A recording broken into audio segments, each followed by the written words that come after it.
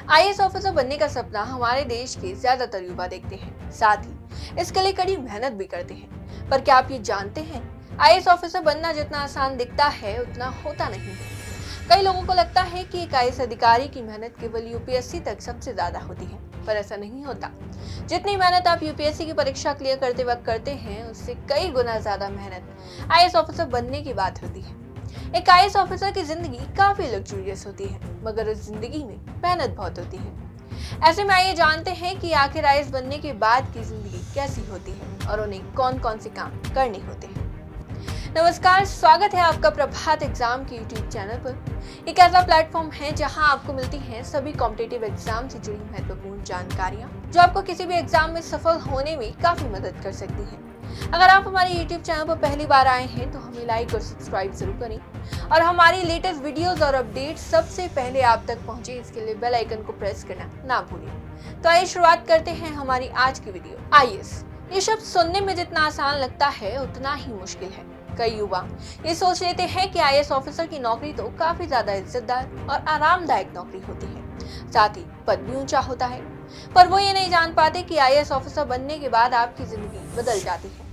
आप जैसा सोचते हैं कि आईएएस बनकर आपको बड़ी इज्जत मिलेगी, तो ये सच है, आपको इज्जत मिलती है, साथ ही सुविधाएं भी मिलती हैं। पर ये सोचना बेहद ही गलत होगा कि आपकी ये नौकरी आरामदायक होगी। जी नहीं, इस नौकरी में आपके ऊपर बहुत सी जिम्मेदारियां होती हैं, जिन्हें अच्छे से संभालना बेहद ही जरूरी है। चलिए शुरुआत करते हैं ट्रेनिंग से।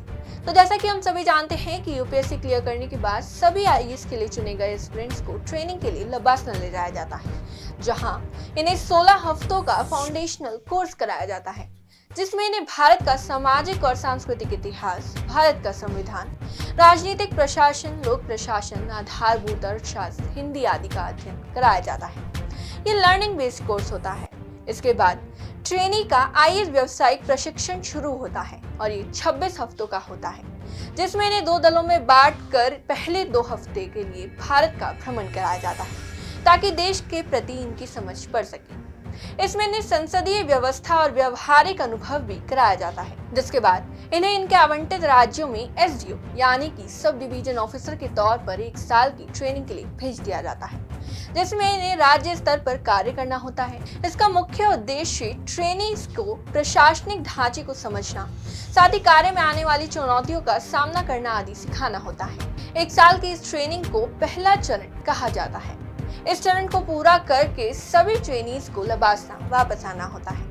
वापस आने के कुछ समय बाद इन्हें एक सब डिवीजन सौंप दिया जाता है, ताकि वे और ज्यादा परिपक्व हो सके। इसमें ये एसडीएम यानी कि सब डिवीजन मजिस्ट्रेट के तौर पर 2 साल तक कार्य करते हैं। इसके बाद 18 हफ्तों के लिए इन्हें अंडर सेक्रेटरी बनाकर सचिवालय भेज दिया जाता है, जहां काम करने के बाद ही कहीं जाकर इन्हें डीएम यानी कि डिस्ट्रिक्ट मजिस्ट्रेट का पद हासिल होता है, जिन्हें आम बोलचाल में हम कलेक्टर भी कहते हैं। डीएम बनने के बाद एक आईएएस की पदोन्नति इनके कार्य पर निर्भर करती है। आपको बता दें, इनकी नियुक्ति वर्ल्ड बैंक, एशियाई डेवलपमेंट बैंक, पीसीएससीओ में भी की जा सकती है। ये केंद्र सरकार और राज्य सरकार के अंतर्गत कार्य करते हैं। एक आईएएस अधिकारी भारत की विभिन्न संधियों और समझौतों पर साइन करने के लिए ऑथराइज्ड होता है।